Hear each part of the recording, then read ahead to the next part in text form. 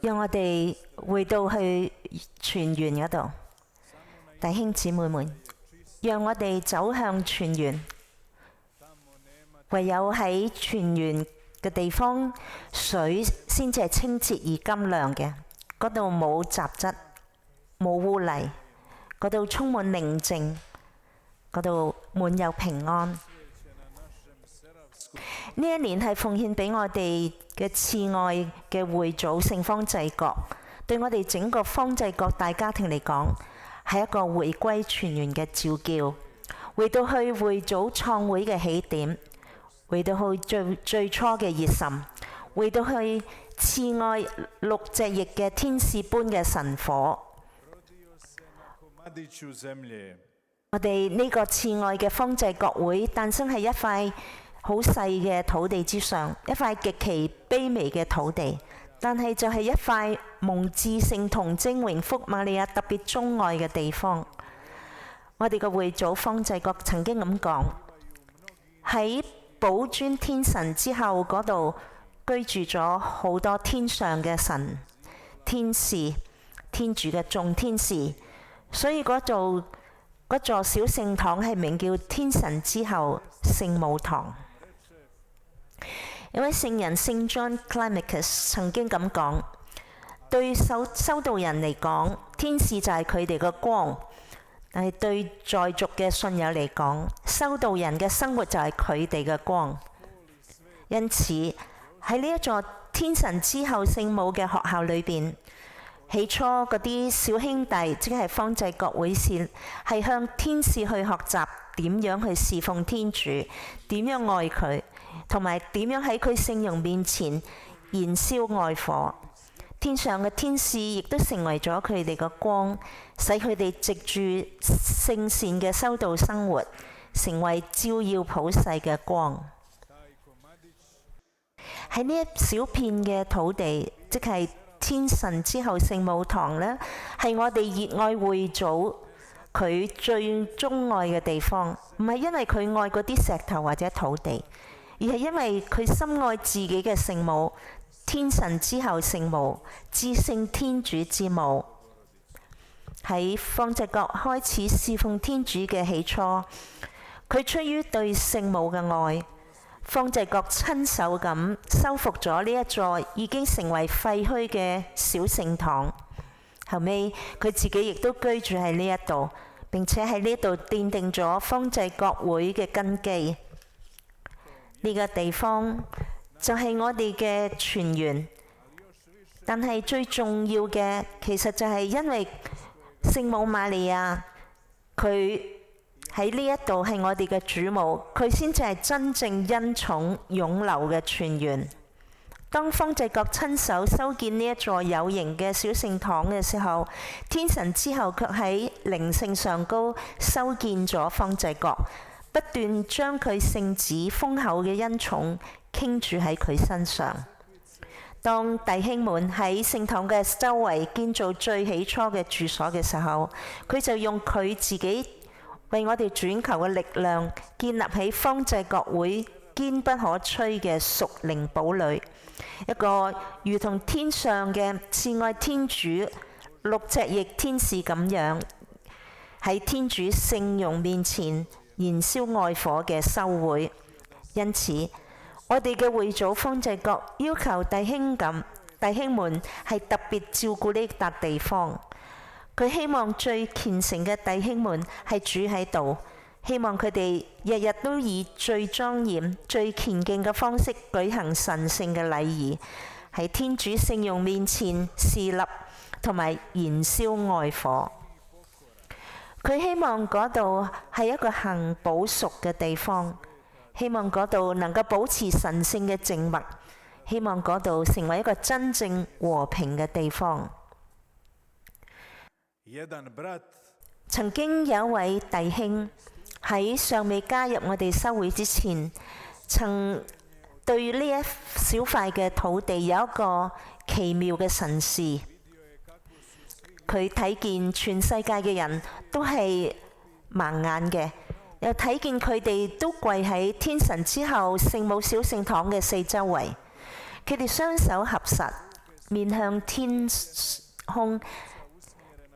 好大聲咁喊，懇求天主仁慈咁樣恢復佢哋嘅視力。正係當佢哋咁樣祈禱嘅時候，呢位弟兄睇見一道好巨大嘅光由天降下，覆蓋喺嗰班人嘅身上，並且以救恩嘅光恢復咗佢哋所有人嘅視力。後嚟弟兄們都明白咗，原來呢個神視所預示嘅就係話呢個地方將成為獲得全大赦嘅地方。其實喺嗰陣時候，全大赦係極之罕見嘅，因為人往往要完成咗重大嘅朝聖善功，例如前往聖地耶路撒冷去朝聖，先至能夠得到呢個全大赦。但係正正係主親自咁樣感動咗方濟各，前往去拜見教宗，請求喺呢一小塊神聖嘅土地上高賜落全大赦嘅恩典。由於呢個確實係上主嘅旨意，雖然喺當時並冇先例，教宗仍然係允許咗方濟各嘅請求，規定凡於每年8月2日朝拜呢一座小聖堂，並且妥當咁樣辦呢個修和聖事嘅所有信友，都可以獲得全大赦。呢一個係史無前例所未有嘅恩典。方濟各於是滿懷喜悅咁四處去話俾人聽，人係都能夠喺呢笪地方，直到世界嘅終結嘅時候，係能夠獲得一個全大赦。冇幾耐之後，各地嘅信徒都紛紛前嚟，而嗰位弟兄嘅神視呢逐漸應驗咗，就係好多人跪伏喺天神之後聖母之前，而重新獲得咗屬靈嘅眼光嘅視力。後嚟歷任教宗將呢一項原本賜予寶尊天神之後聖堂嘅特殊恩典，擴展到所有方濟各會聖堂，繼而又擴展到所有嘅堂區聖堂。今日我哋跪喺呢一處聖母顯現嘅聖地，亦都有機會去領受呢個全大赦，重新獲得屬靈嘅光。我哋應當把握住呢一份恩寵，去接受上主願意藉着聖母雙手賜俾我哋嘅恩寵同埋慈悲。但我認為寶尊天神之後聖母堂以及我哋嘅會祖對呢一笪地方嘅心情，並唔係只係今日8月2日值得我哋紀念嘅事。佢唔係一日嘅現實，而係一生嘅道路。方濟各曾經咁樣話俾弟兄們聽：永遠唔好離開天神之後聖母，即使有人從一道門將你哋趕出去，亦都要從另一道門再返嚟。同樣呢一片神聖嘅土地，亦都係天神之後聖母特別鍾愛嘅一小塊地方。喺呢一度，我哋慈愛嘅會祖方濟各同樣希望弟兄們成為最聖潔、最虔誠嘅人，以最莊嚴嘅方式舉行神聖嘅禮儀，喺天主聖容前面燃燒愛火。佢亦都希望我哋喺呢一度培養神聖嘅靜默，因為呢一度同樣係一片和平之地。喺呢一度，好多人屈膝叩拜，佢哋嘅雙眼得以開啟。對無數嘅靈魂嚟講，呢度同樣係佢哋無法離開嘅寶尊天神之後聖母地、聖母堂。但係當方濟各告訴嗰啲弟兄們唔好離開寶尊天神之後聖母堂嘅時候，佢所講嘅固然係呢笪地方呢一座好簡樸嘅小聖堂，但係佢更深切、更主要講嘅係佢嘅聖母，佢嘅母親天神之後。所以呢一位弟兄所睇見嘅神視，亦都召叫我哋不僅於喺呢一個聖地，亦都係世上任何一處嘅地方，都要跪喺我哋嘅無玷聖母嘅身邊，並從佢嗰度領受使靈魂得以睇見嘅光明同埋恩寵。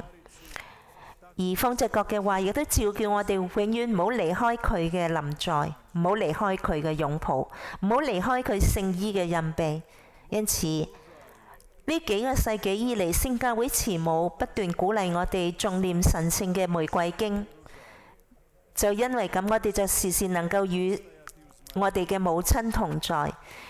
就係因此，我哋亦都不斷咁同我哋嘅母親一同去爭戰。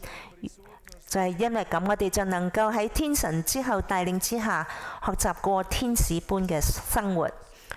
讓我哋去念玫瑰經，讓我哋完整咁樣去念呢個玫瑰經去祈禱。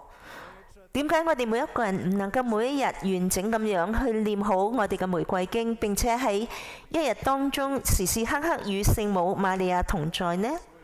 我哋既然可以花上幾個鐘去講啲無謂嘅嘢，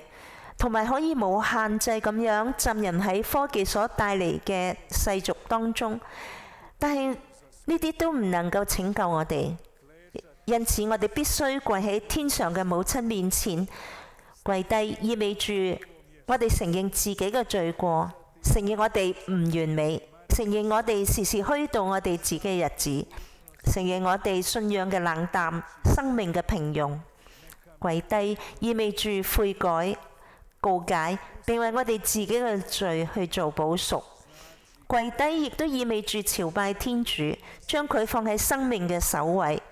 跪低亦都意味住採取瑪利亞嘅態度，亦就係對天主完全服從嘅態度。跪低意味住祈禱，不斷將我哋嘅心思念慮提升到上主以及佢嘅母親面前。如果我哋願意永遠同瑪利亞同在，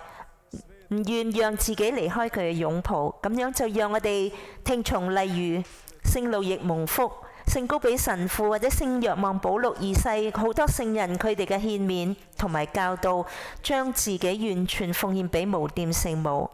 藉住完全信賴嘅行動，讓我哋將自己嘅生命完全咁交託喺佢手中，而佢亦都必會帶領我哋走向佢嘅聖旨。佢將為我哋轉求奇妙嘅恩寵，呢啲恩寵亦都將潔淨我哋嘅心，使我哋靈魂嘅雙眼脫離世俗、肉身同埋魔鬼所造成嘅蒙蔽。佢將使我哋重新咁睇見，並帶領我哋進入永福。聖方濟各嘅傳記曾經咁樣寫過：聖方濟以無法言喻嘅愛情愛慕耶穌嘅母親。佢向佢獻上特別嘅讚頌，向佢提出祈求，向佢表達自己嘅情感。而呢一切實在係人類嘅語言無法完全去表達嘅。呢個就係留喺寶尊天神之後聖母堂嘅真正意義。呢個就係留喺默主哥耶嘅真正意義。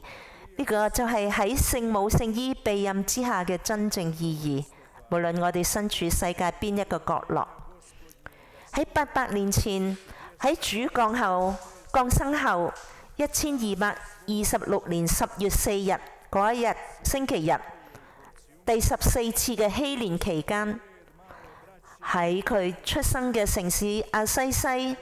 喺寶尊天神之後聖母堂，他曾在那裏建立小兄弟會。